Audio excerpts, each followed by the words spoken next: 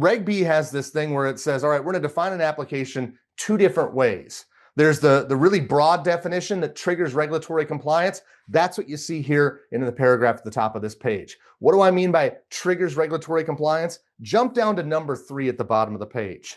An oral or written request for credit triggers intent to apply. We're going to cover that in detail later on in today's program, the joint intent requirements, but it's at the time of application. And when they say that, it's this definition here on page 1.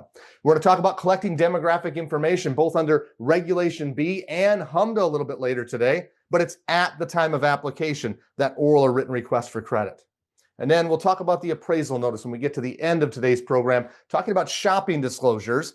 Well, it's not at the time of application that notice has to be provided, but it's within 3 days of receiving that application. So it's still triggered off of that point here on page 1, which is why we're starting it. This starts regulatory compliance. We've got to make sure we get this down. Now, what makes Reg B confusing is that two-part definition to the term application.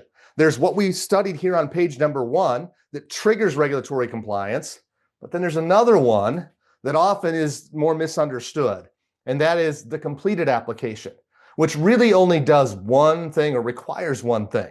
Okay, so what the top of page number 2 says is when you have all the information so that you can make a credit decision, you need to do so and then communicate it within 30 days. But the rest of regulatory compliance matters, they are not triggered by this one. There's a lot of loan officers out there that believe, oh, I don't have a completed app yet. No, if you have an app, oral or written request for credit, that triggers regulatory compliance.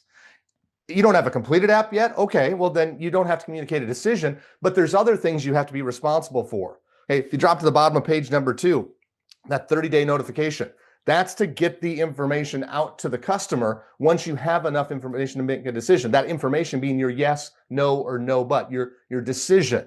Now, if you're missing information, a little bit later on today, we're going to talk about in the denial section, incomplete applications. There's a clock ticking on those. It's a 30-day clock as well. So this completed app here doesn't trigger regulatory compliance like the one on the previous page. Make sure we understand the distinction between the two of them.